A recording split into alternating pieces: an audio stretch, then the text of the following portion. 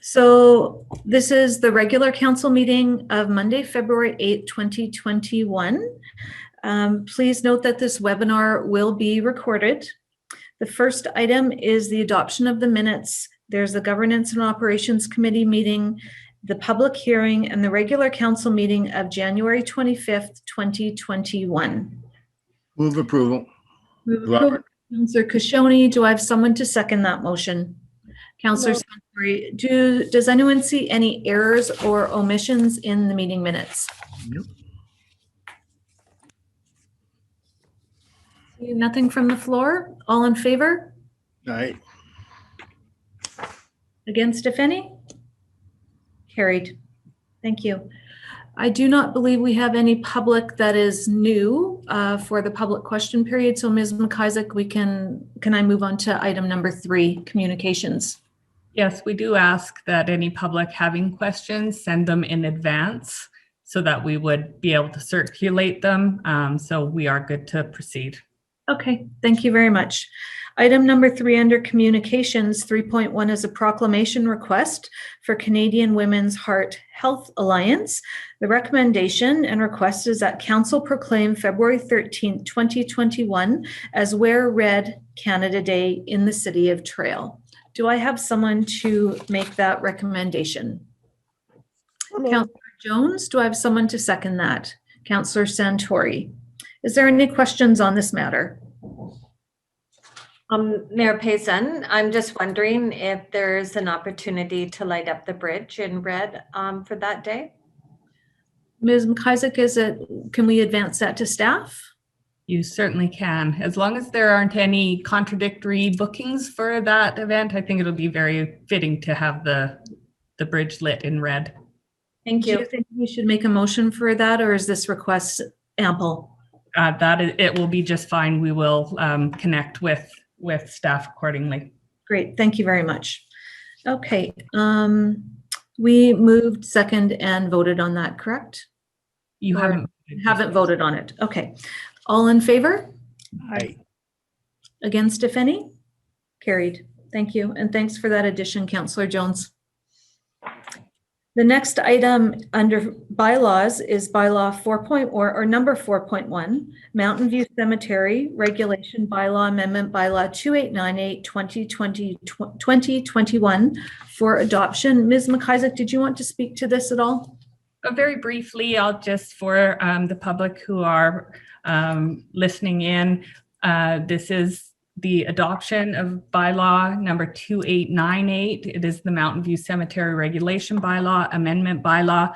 Council has provided to staff direction to staff to implement an increase in the fees that are charged for city services at the Mountain View Cemetery. The fees have been unchanged for about 15 years, so it was time. And we've also made some very minor housekeeping changes to the bylaw. It has been given 3 readings at the previous council meeting and is now before council and is being recommended for adoption. Move adoption, Robert. Thank you. Do I have someone to second that? Councillor Jones, did I see your hand up?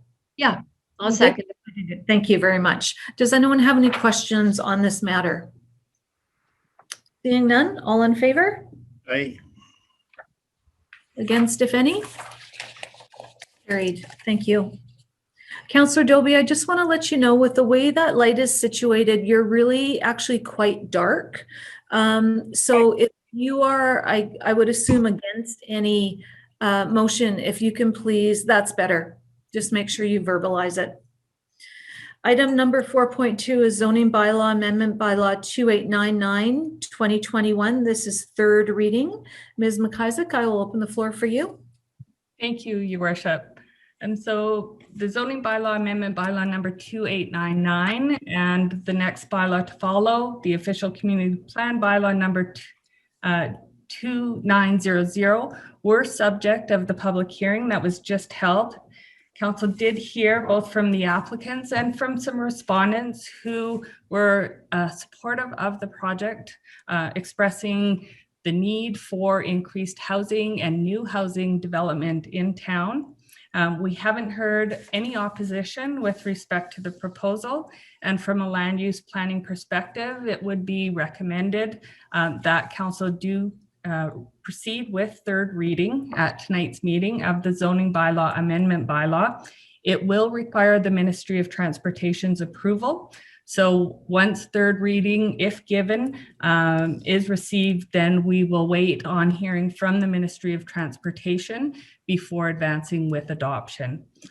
So again, it is being recommended that council proceed with third reading of the zoning bylaw amendment bylaw number 2899. All right, so we will do both of these separate. So Councillor Santoria, I see your hand is up. Oh, you're on mute.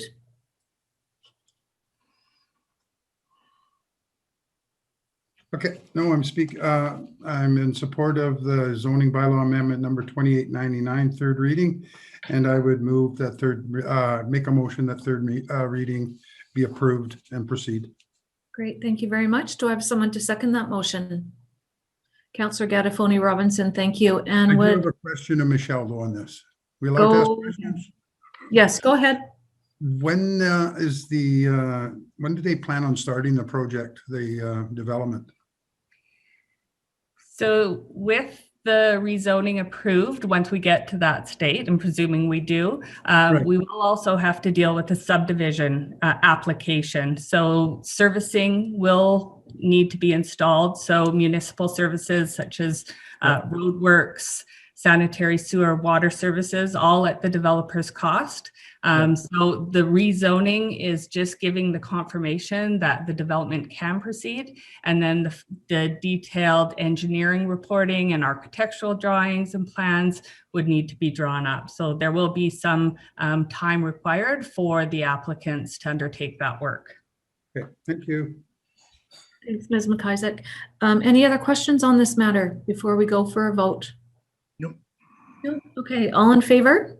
Aye. Against, if any? Carried unanimously. Thank you. Okay, and on to 4.3, which is the official community plan bylaw amendment bylaw 2900-2021 third reading. The recommendation is that this bylaw receive its third reading as written and as spoken to by Ms. McIsaac, who described the bylaw. So do I have someone to move that recommendation? Councillor Jones and Councillor Santori second. Does anyone have any questions on this or want to speak Nope. on this matter? Hearing none. All in favor? Aye. Against, if any? Carried unanimously. Thank you. The next item is 4.4 Council Indemnity Bylaw number 2901-2021, first, second, and third readings. The recommendation is before you. And do I have someone to make that recommendation? So moved, Robert. Councillor Kashoni, Councillor Doby, did you have your hand up? Yeah, that's okay. I'll second. Okay, thank you very much. Does anyone want to speak to this matter? No. Ms. McIsaac, did you want to speak to this matter? Sorry, I didn't give you the opportunity. Okay, just for the public's interest, this is a bylaw that deals with the annual stipend that is paid to mayor and council. It reflects a 2% increase in the annual indemnity paid. For the mayor, the amount would be $39,425, and for council members, $18,525. So again, representing a 2% increase over last year's rates. Great, thank you very much. Councillor Santori, go ahead. Well, just for public interest, I think the total added up to $6,000 increase over last year. Does that sound about right, Mayor? Or- 0.04% of an increase I'm budgetary. sorry? It's 0.04% of a budgetary increase. 0.04. Okay, 0.04. thank you. Does anyone else have any other comments? Councillor Doby, go ahead. Yes, and just for further public interest, I would like to mention that this is in alignment, with what went through the recent union contract. And it's also in line with what we're giving to administrative staff. Thank you very much. Any other comments on this matter? Question. Thank you. All in favor? Aye. Against, if any? Counselor Butler, noted against. Carried. Thank you.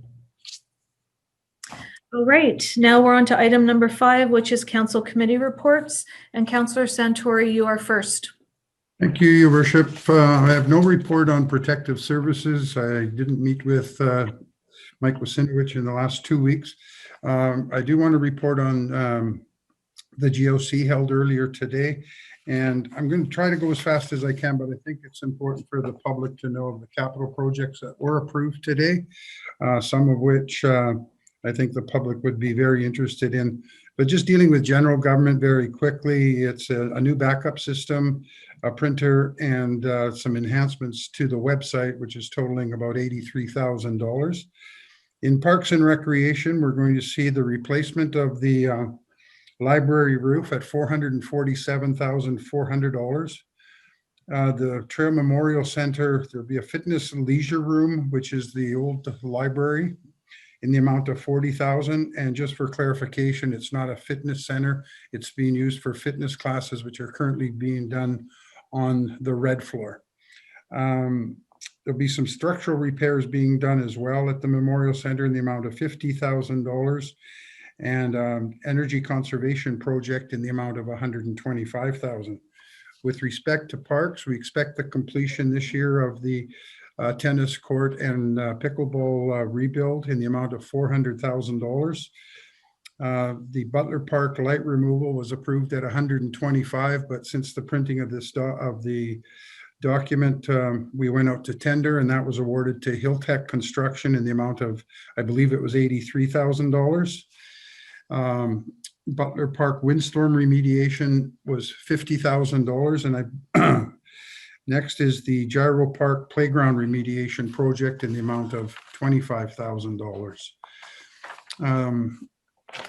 A new roof will be done at the Trail Aquatic and Leisure Center, as well as some tile repair that's required in the amount of $25,000.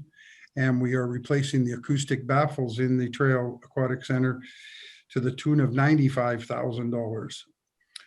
Moving right along to the RCMP building, the HVAC, which was the original HVAC system that was put in during construction, has worn out and it's seen better days. And that replacement is going to be at a price of $134,400, and some carpet replacement in the building as well in the amount of $13,050.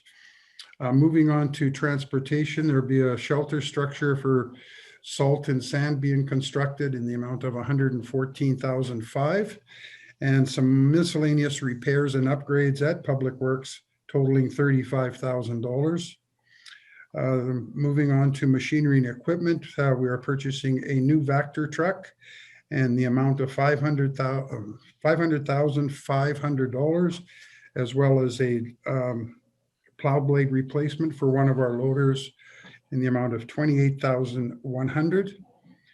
And last but not least is no, that's not last. Roads. And I think many members of the public will be happy with some safety enhancements that are going to be done at the Y here in Sunningdale, and that's coming in at $50,000. There'll be some city lane rebuilds at a cost of $25,000. Some other civic improvements are the Rotary Park gazebo in the amount of $5,000. And as was mentioned by our Public Works supervisor, the work being done on that will be donated, but costs are at $5,000. Some storm sewers. This is a major project being done on Green Avenue in the amount of $200,000, as well as waterworks that are also being done for $400,000, and another $400,000 for the sewer. So that is a significant project that's being done on Green Avenue, and that was prompted by a water break last year. Also, Milligan Avenue is going to have a new water main put in, and the size of the water main will be increased, and that's coming in at a cost of $350,000. And some upgrades are being done also with respect to the sewer lift station upgrades on Robertson and in Sunningdale. And I think I've covered all of it. It's a lot of money, but there's a lot going on, and many of them have been postponed from previous years, but will be moving forward this year. So Public Works have a lot work in front of them, as does the Trail Memorial Center. And that concludes, no, it doesn't, sorry. Council also approved the school district number 20 scholarship program at 2 of them at 650, as was the case in 2020. And that concludes my GOC report.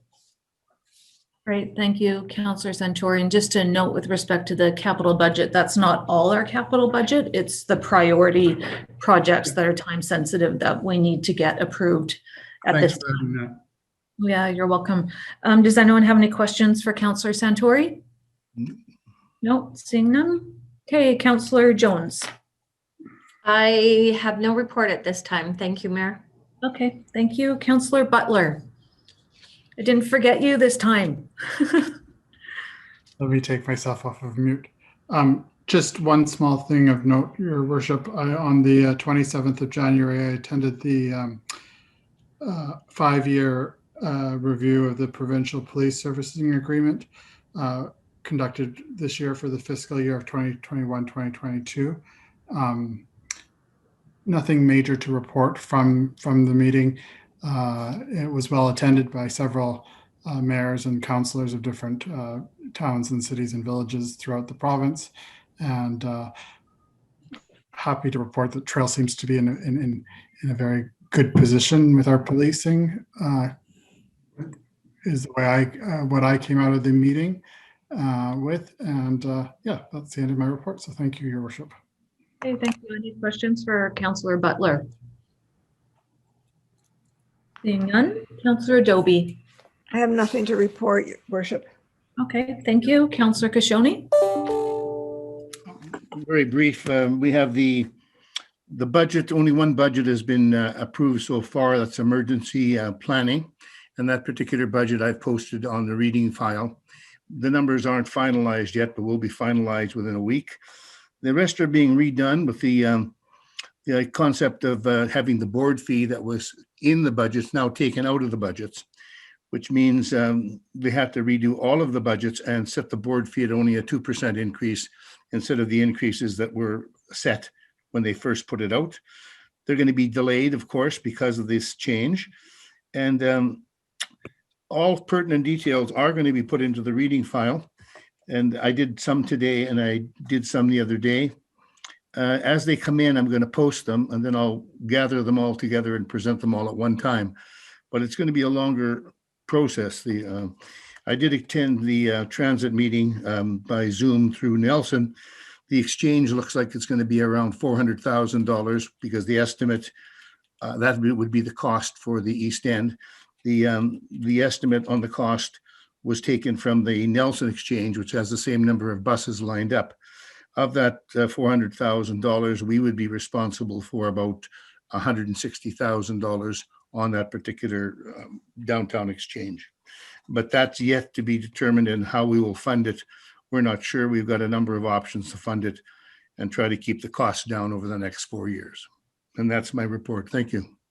Thank you. Any questions for Councillor Kashoni? Go ahead, Councillor Santori, you're first. Robert, is the road up, the redoing of the road up to the landfill and the scales, is that still in the cards for this year? Yeah, that's in the cards. What we have now is we've approved a little under $2 million, $1,975,000 for the whole project.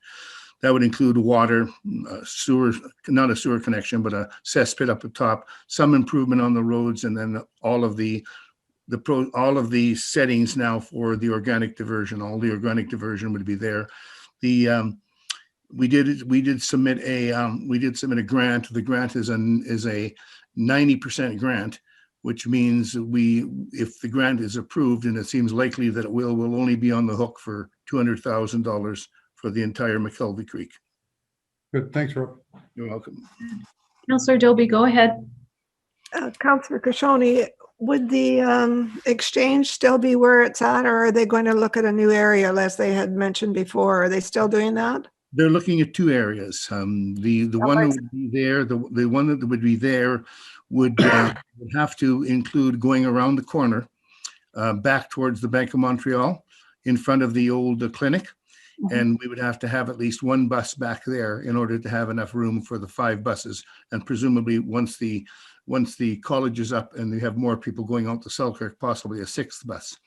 But there's one other place, and they haven't actually talked to us yet, but they have talked to our engineering staff, and they didn't bring it up, but the preferred location is right there now, with perhaps some widening of the sidewalk. And of course, now we've made sure that at the last meeting, we made sure by motion that there will be a bathroom, a washroom put into that particular facility.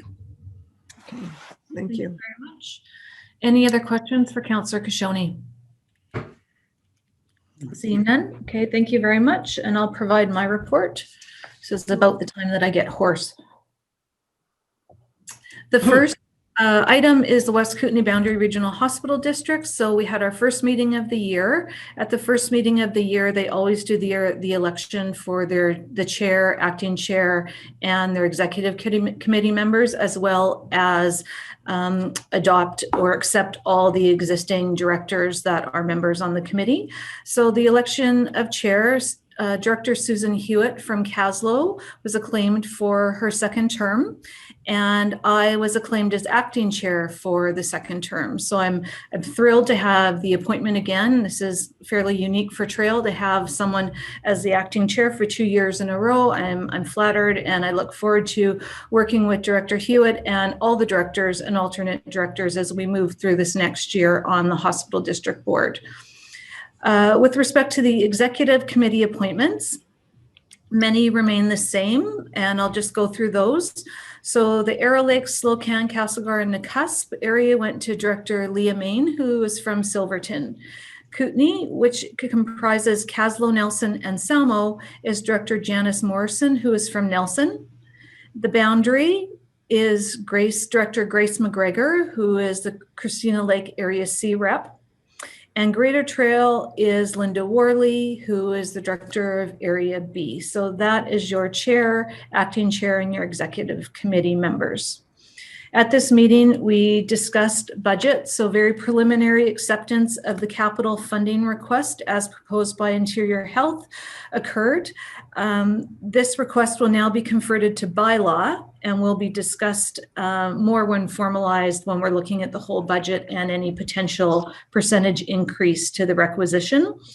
So this preliminary acceptance included multiple items. It's a large budget. Construction projects over 100,000, construction projects under 100,000, Interior Health wide information technology greater than $100,000, equipment over $100,000, and equipment under $100,000. The total budget is approximately $1.5 million. With the hospital district share this year adjusted to $3.319 million. And some more will be put forward to council once that is approved. At the meeting, directors were able to put forward questions on all the items advanced. Then Interior Health provided an update on major projects. They talked about a couple major projects. The first one is near and dear to our heart. It is the KBRH Emergency Department and Ambulatory Care. So substantial completion of the 2nd phase of the emergency department is happening April 2021. With respect to the 2nd floor on the new emergency department, that is our ambulatory care unit, that is 93% complete for structure, and the interior construction is 50% complete.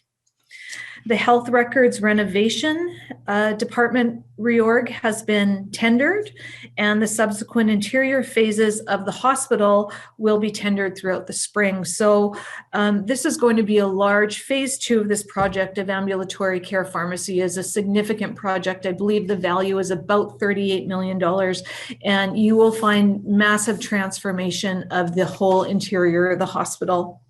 The established or estimated substantial completion of phase 2 ambulatory care pharmacy is 2023. So again, I just want to thank the public for being patient, because with a capital build of this type, there's going to be a lot of work being done during that time. So it's really exciting. Very glad to see things moving through the process. And if you go up to KBRH, you can see the front entrance now. It looks fabulous with the new landscaping and work out front.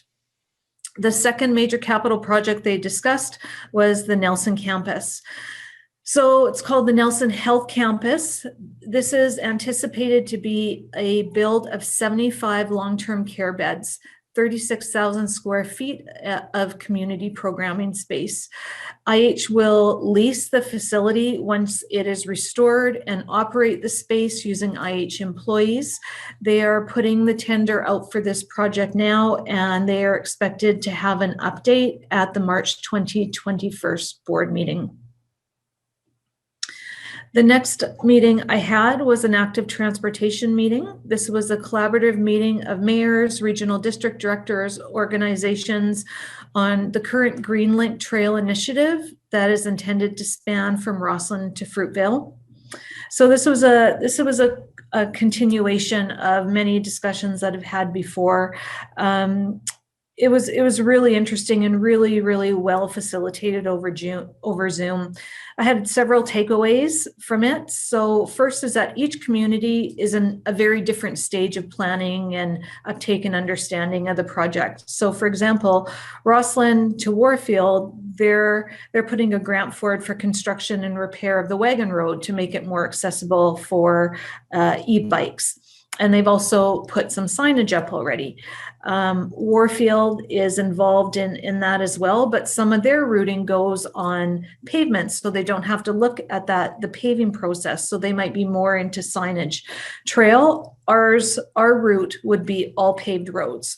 So we would be looking primarily at signage to direct those who are interested in using bikes or e-bikes for this green route, in order to facilitate safe, safe transport. And this might be a way that council might want to discuss and move this project forward. What really came forward to me when I was in this group is that we are working on our official community plan, and the official community plan will most likely provide some feedback in this area and provide some guiding advice or recommendations from our community members who are interested in such sustainable and green initiatives. And one comment came back that Trail has a lack of bike racks. And I did do a little bit of research on this, and I knew that we weren't without any bike racks, but we do have bike racks by Fortis, we do have bike racks by the library, and because we have meters, often bicyclists will attach their bikes to the meters. But what came to my top of mind was, I wondered if there was a way that we could incorporate decorative bike racks, which is a different way of maybe incorporating city art in a cost-effective way to advance not only potentially this Greenlink Trail and opportunity for bike and have their bikes safely bolted or tied to bike racks. So, in summary of the meeting, it was a 2-hour meeting. What was really brought forward by many of the communities is that the project needs a champion to bring all the different parts together, and needs a champion so that we can identify resources. So that, I think, is something that is going to be worked on in the background. And for my perspective, I think it was the first meeting of many for this in the new year. And I intend to discuss the mechanism with staff here and report back to council and further discussion. There had been some discussions in 2020 about routing and getting that approved. So I think we just need some follow-up here now that this active transportation group has brought this forward again. In the next 2 weeks, I have a safety task force meeting, harm reduction grant update meeting, and trail health and environment meeting. And then lastly, I just wanted to say I had a Southeast Region meeting with the Minister of Municipal Affairs and the mayors in our region. These meetings have been going on throughout COVID, but what they're doing now is they're compartmentalizing the mayors and directors into smaller groups because it's just easier for the question and answer part. And what I was able to do in my time that I had the floor was to stress the importance and the need of government funding for social and supportive or transitional housing and trail to support our most vulnerable populations, and indicate that we are definitely interested in having these discussions and continuing these discussions that we have to help our most vulnerable populations. So those are my 3 meetings, and if anyone has any questions, I'm happy to answer them. Councillor Dobie, go ahead. On the last bit of information you gave us, was that to do with the BC Urban Mayors Caucus? Is that what you were referring to? No, that's different. This is a meeting set that started with COVID, whereby it started with Selena Robinson, who was the Minister of Municipal Affairs before the prior election. And they were just doing, it started out, was it weekly or bi-weekly meetings with mayors as the collective, just to give them information on COVID and what was happening and what the province was doing to support and what rollouts they were happening. Since then, they've tailed off quite a bit in frequency. But I think we're looking at about 1 a month now, where the mayors get together, and it's to talk about COVID and what we are all doing as communities to come out of COVID or cope with COVID, and what the government is doing as far as strategies to advance the province and what their rollouts are. Okay, because I think this came through on one of our government reports that we get, and it talked about this.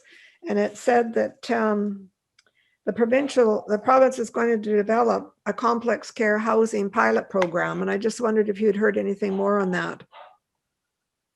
The government is, as far as provincial government? Under Civic Info or one of the other emails that we get. And I was reading through that, and that's where I saw this. And I just wondered if you had any further information on that.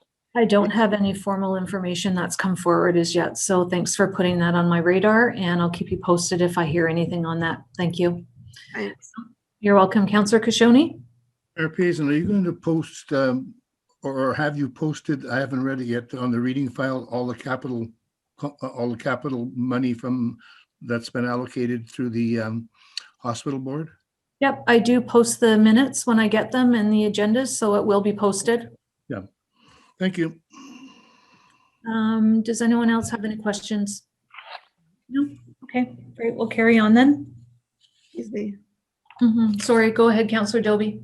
Excuse me, Mayor Payson. I don't know, did you ask Eleanor if she had a report this? No, and did I miss Eleanor this time? Did I miss you, Eleanor? Oh, you're on mute. Mute, Eleanor. Ivan? Now I can hear you. And did I miss you? Yeah, but I didn't have anything to report. So that's good. Crisis averted. I'm 0 for 2 for missing 1 councillor, even though I put check marks by your names. I apologize, Eleanor. Thank you, Councillor Dobie, for catching that for me. Okay, so council committee reports are done. We are moving into item number 6, which is the consent agenda. I have 2 items on the consent agenda: report on invoices paid for municipal services from January 1st to 31st, 2021, and Trail Youth Center quarterly report. Does anyone wish to pull anything out of this consent agenda? Move receipt. I'll second it. Okay, move receipt, Councillor Kashoni, second, Councillor Santori. All in favor? Aye. Against any? Carried. Thanks very much. So new business, Councillor Dobie, you had an inquiry on emergency shelter concerns. So maybe I'll open the floor to you at this time. Well, I think I just would like to remind everybody of the letter that we received from Mr. Gary LaRose. I think it was the end of 2020, and which he spoke to a lot of their concerns. Since then, I've had a few conversations with Mary LaRose, And I know that they're very concerned about some of the issues in the alley. She has indicated that the people that are at CDS are, very easy to work with and seem to be helping as much as possible. But I would like to suggest and put this into motion. We haven't had Sheila Adcock present to council for a long time. And in view of the reporting structure or the meeting structure that she and Mike Wazintowicz have been working on, I'd like to suggest that I have spoken to Mike as well, that he'd also come to council. And I know he said he'd be very pleased to come and maybe have the opportunity to address questions to Ms. Adcock and then to do with the CDS itself. And then also come up with questions that we feel need to be addressed with the project that, for lack of better words, that Ms. Adcock and Sergeant Wazintowicz are working on as well.